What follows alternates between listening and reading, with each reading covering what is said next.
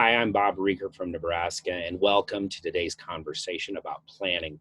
We as educators know how important planning is. It defines a lot of what we do with our students. And so this spring, when we were all thrust into emergency virtual learning, planning had to look different. So today I bring to you two different art educators, one from Massachusetts and one from Minnesota, who are going to share their stories. They're going to talk about how their planning looked this spring. They're also going to visit with us about what they see as strengths and weaknesses of the different kinds of planning, as well as what I think is most important, some tips, some advice for what they suggest for this fall, especially if we end up virtual teaching again. Also, as NAEA members, you have several different resources that should guide your instruction to this fall, whether it's face-to-face with students or virtually. So make sure you look for those resources. Enjoy today's conversation. Well, we're really lucky to have a couple of people here with us tonight who are not only great art educators, but also leaders in their states. And they're just going to visit with us a little bit about planning, what it looked like for them this spring, and then maybe some projection into fall and into next year. So we're going to start out with Melissa. Melissa, would you just tell us a little bit about yourself? Yeah, so I'm Melissa Mastrolia. So happy to be here tonight. I have been teaching art at the elementary level at a K through 6 school for 16 years, and I've been lucky to be at that school for the entire 16 years. And so my school, Conant Elementary, is in Acton, Massachusetts, which is about 45 minutes northeast of Boston, just to give you an idea of where I'm located. And so I've transitioned to being a TAB teacher, so teaching for artistic behavior for the last 2 years, and it's been really fantastic. And I feel like that practice really set my students up for success, because now we were all, our own, independent artists. And currently I serve as president for the Massachusetts Art Education Association, and I've held various other positions at the state level: elementary division director, interim secretary for a little bit, and lots of chairs for committees. So it's been very rewarding being part of my state association. Great. Thank you, Melissa. Glad you're with us here. Jeff. Hi, my name is Jeff Pridey. I'm currently right now for our Art Educators of Minnesota Association. I'm their interim treasurer, but I've been past president. I've been an NAEA member for years. I have been also, I've worked with Youth Art Month, and currently right now I am working at the Stillwater Middle School in Stillwater, Minnesota. I have taught for 40 years. So I have taught K through 12. I have taught in a small rural district. I've taught in an urban school, and now I'm working in a suburban school.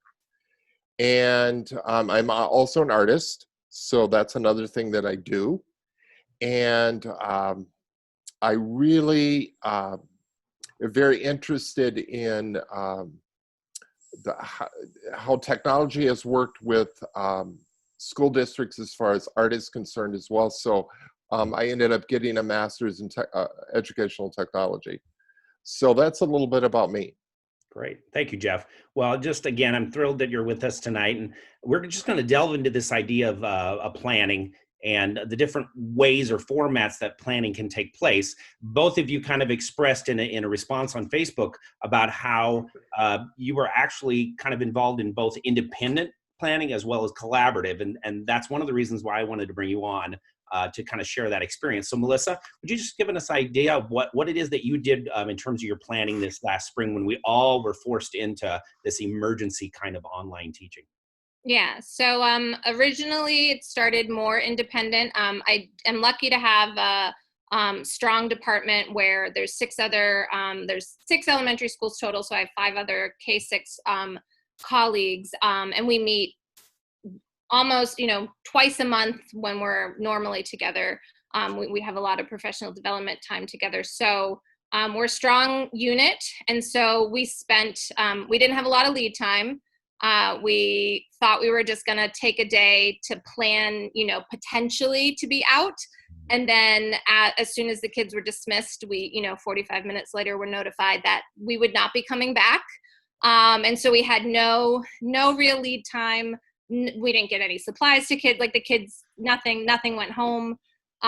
So we spent some time that next day putting together like a choice board. And so that was collaborative in that moment. But then we sort of shifted into being independent in terms of like what we did week to week for those first 3 or 4 weeks. And so there wasn't a lot of guidance from my, district. I think we were all just figuring it out on the fly. And so I worked, figured it out. I would talk with my music and PE colleagues in my building to sort of figure out what they were doing. But it wasn't set up to be collaborative in any, real way that was structured in a way that was useful. And so I figured out some resources, like Flipgrid and using Artsonia, which was something I already used. So I sort of cobbled together some ways to connect with my students. And then my district pivoted and made the decision to have plans across the district, which is not something, like, we're not known to be like that. Like, each of our buildings are very different. And so this was a huge change to pivot. And so classroom teachers were now having to, like, that would be district level plans. And so the same thing happened for art, music, and PE. And so I volunteered to be the sort of curriculum coordinator for the art department for that. I was supposed to maybe work with my director, but it ended up that I really worked more independently for the planning. But I'd email my department, like send feedback. And so we sort of made plans to structure our curriculum around the studio habits of mind. And so each week we had to fit into the framework that my district put together. And so it was some semi-independent options and some independent options for students. And so we started framing prompts for them around the studio habits of mind. And then also put together sort of like a choice board for students who needed that extra support. And so my colleagues contributed to the choice board. They would, send me resources. I think one thing that really helped was we streamlined it and used like a Google form for resources to be shared, because I was just being inundated with emails. It would take a good chunk of the morning just to get through all of the emails at the beginning of this process. And so I think when we shifted to that was really helpful. And so I would organize the choice board with like 2D options, 3D options. And we tried to update that weekly to sort of give students new ideas if they were, accessing that resource frequently. And then, the prompts related to the studio habits, we sort of tried to have it be, build on each other. So one week was, focusing on engaging and persisting and stretching and exploring. And then it would, shift into reflecting. And we focused a lot on like sharing, and we put together, and when I say we, like, I would put it together, but then get feedback from my colleagues about, tweaking it here and there. And so we put together like really resources for parents to talk to their, children about the art. It was framed as if it was for the students, but it was really, adults. This is how you would talk to them about it. And so I think once we sort of got the groove with that, it really worked well. And I think it freed it up. So then my other colleagues were able to focus on making videos and, like tutorials for the whole district. So we sort of, I feel like, we figured out what people's strengths were. Cause like, I don't have children. I wasn't at home trying to, wrangle my own family, but some of my, K6 art colleagues were, at home with their tiny humans trying to also do that. And so it was helpful to have, us sort of making it work in that way. Interesting how your story kind of ebbed and flowed, right? It started out one way, it transitioned to another. And I think that's probably the name of the game, is this idea of being flexible and nimble, being able to go with the flow. So interesting story you have there. And yeah. not unusual that we all got thrust into this. I think some of us had more time to get into it, and then others were just pushed into it. Jeff, what was your story this spring with planning? Well, we had just come off. We had just come off working with. We had just come off break, and what happened was all of a sudden they called us in and said, "You will have 2 weeks to get distance learning in line." And and so what was interesting is they wanted to make it clear that it was distance learning. It was not e-learning, distance learning, because we would have to make both a kind of a hybrid process of either material that could be taken home and or working directly with Schoology.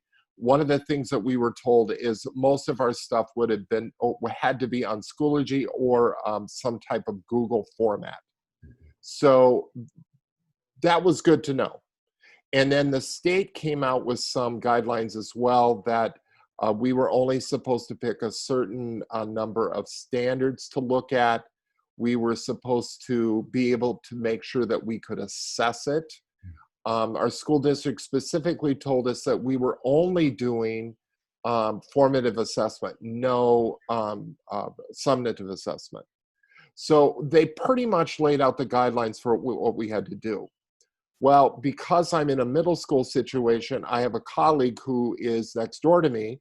She's the 6th and 7th grade art instructor. She taught classes for a quarter. So she was going to get kids. She was finishing up with kids she knew, but she was also getting kids that she had no idea who they were.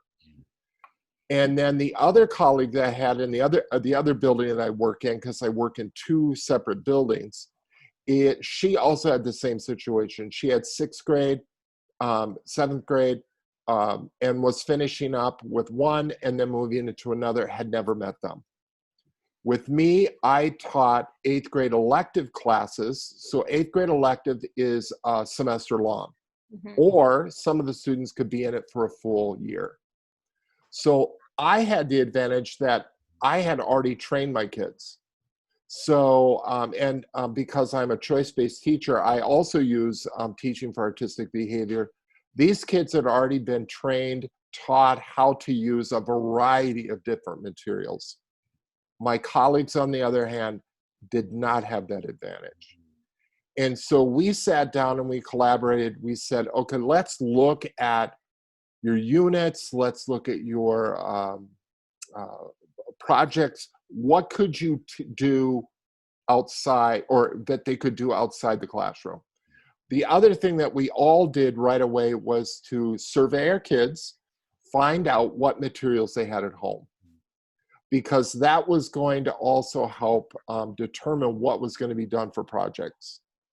And so once we had an idea of that, then we could look at the projects and the units and so forth that they had created. What could we modify? What could we recreate? And that's what we sat down and did. So we made it out so that every 2 weeks, something would be due. And in my case, the same situation. So it would either be a 1 project thing, or it would be a 2 project thing. It might be some kind of research that they had to do. All of this could be then inputted into Schoology or sent via a shared document in Google. It was a godsend that we sat down together, because they were getting frustrated with the idea, how were they going to pull this off? How were they going to make this work? And for me, it actually worked easier because my kids were already trained. And so it was a matter of just saying, what do you got? What can you put together? And I too made choice boards for them. And then they could choose from a choice of different things on a choice board. But I also left one thing open as a free choice. And as free choice, they could choose. I had a lot of kids just always choose free choice. And then they would email me and ask me, could I have another free choice? And of course, I'm flexible. So that's kind of what we ended up doing. And then my fellow art teachers in middle school, we would connect with each other periodically, because we had a developed PLC. And with that developed PLC, we would then contact each other. okay, what's working, what's not working, and then discuss brainstorming, what could we fix? So that's kind of what the model we created. Well, I'm hearing two very different stories, of course, because you're different levels, different states, both on the choice, use choice as your focus for your delivery of curriculum. But I'm also hearing some similarities around this idea of individual planning as well as collaborative planning. So the next thing we're going to dive into is kind of talking about some of the pros and cons of those two, and even exploring something around hybrid of what that could look like. So we're going to ask Jeff to get us started here. We're looking at this idea of those teachers that have to individualize plan because they might be the only person, they're on an island by themselves, versus where you have that opportunity to maybe collaborate. And as I can hear, both Melissa and Jeff kind of had that opportunity to have a hybrid. So Jeff, what were some pros, cons, strengths, weaknesses in this different kind of planning you experienced? I think some of the weaknesses were the fact of teaching style.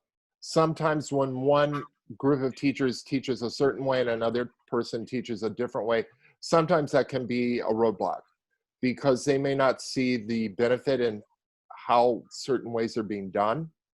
And so that's sometimes because people sometimes feel skittish about trying something new, especially when you're in crisis. Oftentimes doesn't work. But anyway, so in our situation, I think what helped was we had an established PLC. And having the established PLC, we had communication between each of us anyway. We understood our strengths and our weaknesses. We also understood our teaching styles. Again, we felt comfortable asking each other what needed to be done. Now, in the sense of working individually, because I had a different type of skill set for the kids to follow. And so it worked for me to be able to do that independently. And the kids were able to thrive on that. Mine, the way the class was established in the first place was individual development of artistic processes. And that they develop a studio. And they develop the ability to create based on individual wants and needs. So, basically worked in that model. And so individually that worked well for our PLC. And then we would be able to touch base and then share and talk about successes and failures, but also then we could steal from each other. And that was, I think, the big key as far as the collaboration. We kind of stole each other's ideas and then we moved them back and forth and made them our own. So I think that was one of the key things of that hybrid model. Yeah. That it's the old saying that teachers and especially art educators, we steal some of the best ideas from each other, right? And then we take those ideas and we make them work for our kids, right? You don't take something off the shelf and just use it as is. You got to figure out how to manipulate and make it work. And I think this was true for the virtual learning we were trying to do with kids too, trying to make things work for them. So, okay. Thank you, Jeff. Melissa, what about you? What strengths, weaknesses with your planning when you try to delve into both in your situation? Yeah, I think, collaboration takes time. And so in order for it to be done well, you need to be given that time. And so I think even though I was developing the sort of general plans on my own, we would have weekly meetings with my department to talk about the plans and sort of, ask questions about it, flesh it out, think about, what to do for the following week. And so I think because my district gave us that time, like we were teaching, 4 days a week, and then our Fridays were time to have meetings and do planning. And so I think because we were given that time, it made collaboration work. I also think because we previously had been given a lot of time to collaborate, in my district, we have an early release every Thursday. And so a lot of that time would be spent meeting with my art department. And so we knew each other well. We had, a really good working relationship across the 6 of us. And so I think it worked better because we had an understanding. We knew each other's strengths and weaknesses. We just knew each other better. And so it worked really well. I also think individually, I mean, it's nice when you can sort of come up with your own ideas and you don't have to worry about checking in with anyone. Sometimes like you just need to put your head down and focus. But at the beginning of everything, it was really overwhelming. I'm a part of a number of groups. And then new groups on Facebook emerged, which was really helpful. And so there was a moment where there was so much information being shared that it was hard to sort of like get a handle of all of it. And so it was nice to check in with my other colleagues in the district and be like, what have you seen? What do you think is working? So we sort of like all collectively, gather that information, and it wasn't any one person. So once we had sort of that process for finding those resources down and sharing them, I think it worked really, really well. And it made me feel like there was definitely some like anxiety of like, am I missing something? Is there something, like what is out there that would, really help? Because it was just, I mean, so much being shared because we were all just struggling. And I think the beautiful thing with art educators is we want to share, we want to support each other. And so it was a lot of information for sure. Yeah. Well, you're both sharing stories on the power of being able to be with people you trust, you can ask questions with. That's part of that collaborative nature of getting ideas. But then I also love that you also had some of that autonomy to make decisions for your own classes and your own kids. Right. I think that's the beauty of the hybrid, is when you can actually have that opportunity. We know not everybody out there, though, has that possibility, right? There are some people who are locked into a collaborative model and they have no autonomy for themselves. And then, like I said before, we have some people that are on islands all by themselves. So as we kind of wrap up this conversation, as we potentially will go into fall, and don't know where we're going to be at, right? It's an unknown at this point, but with the idea that we might be doing some kind of virtual learning this fall, what kinds of tips or advice might you have for people who maybe are still struggling, even after the spring, they've had the summer to maybe start thinking about it? What would be your advice if they're when they take on planning for the fall and next year? Jeff, you want to start? Yeah, I think one major thing is don't reinvent the wheel. The wheel is out there, and there are a lot of resources out there that you can borrow. We've already talked about choice boards. There's a lot of choice boards out there that you could work with. There are a lot of resources out there for technology that you could use that will help you. The thing is that it's seeking that. I think the other thing, if you're a little tech shy, don't be, because the thing is that there are also things out there. YouTube has thousands of videos on how to use certain things, and not be afraid. You will make mistakes, and I think that's the other thing too, is give yourself some grace. You're going to screw up. I screwed up. There are things now that I did that I'm not going to do again. And I think the thing is that also reach out to people, look for colleagues within your association. We've done that here in Minnesota. And so reach out to people. And again, like I said, you don't have to sit there spinning wheels and trying to invent the wheel when the wheel's already been invented. But also, like I want to stress again, try not to stress out, and reach out if you start to feel that way. Our teachers tend to be that island unto themselves, and there are people association wise, but also in your area and so forth, that you can reach out and you can vent to, because sometimes venting is very good for the soul. Yes, agreed.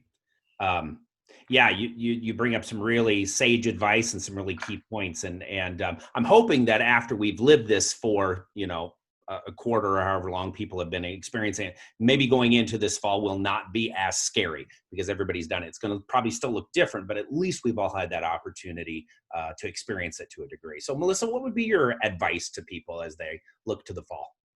I mean, I think I echo what Jeff said. Like, if you don't have that built-in support system in your district, if you typically are an island, build that support system. And I think all of the online groups are helpful, but even, see if you can reach out to some of the people you've connected with, their posts have resonated with you, and, ask them, like, can we, talk more about this? Can we have a Zoom, reach out and connect a little bit more? Because I definitely think it's helpful to talk through your ideas, and not just sort of like, you see this great resource, but you need to work it out. So I would say, like, build your own support network beyond the different groups. And then I think similarly, like, less is more. Like, I feel like we often tend to be, overachievers, and we want to, give all of these resources to our students. And I think recognizing that they have a lot of the tools, even if they're not used to, a choice tab program, like they have a lot of tools, and just sort of support them using those tools, ask them what they're interested in. You don't have to develop these elaborate presentations. You can, like, if you love to do that, if that's your wheelhouse, do it. But don't, I feel like sometimes you might see these presentations and you're like, oh, I'm not doing that for my students, do I? And you don't need to. I mean, some of my resources that I put together for my students were like single slides of, like some pictures, an embedded video, some information. I think the one thing, especially for me working with the littler students, I would record a voiceover so it would read the text for them, so they wouldn't have to rely on an adult or an older sibling. And that was something I had no idea you could do that for Google Slides. So that I learned by seeing some other resources shared. And then the one other thing, yes, Google. If you've seen something and you're like, oh, this exists, I don't know how to do this, Google it. Google will tell you. There are so many resources. Like, I saw someone add an audio voiceover, and I was like, how do I do this? And I Googled it and figured it out. And then now all of mine have that embedded resource, so all of my students can access it. So yeah, I think those are some helpful tips. Love it. Great advice from you as well, Melissa. Thank you. And I appreciate both of you sharing about making those connections with somebody, right? If you're an island, find somebody. I think that's why the online art teachers K-12 group could be so powerful. Right. Reach out to that one person who's resonating, their posts and their comments are resonating with you, and see if you can build this relationship and get on Zoom and share about ideas and go back and forth. I think that can be really powerful. So thanks for spending the last few minutes with me. I really appreciate it. I've known Jeff for many, many years. Melissa and I have seen each other at NAEA before, and it was just really great to kind of hear your thoughts about planning and especially your advice here, because I think your ideas are really, really helpful for people. So thank you.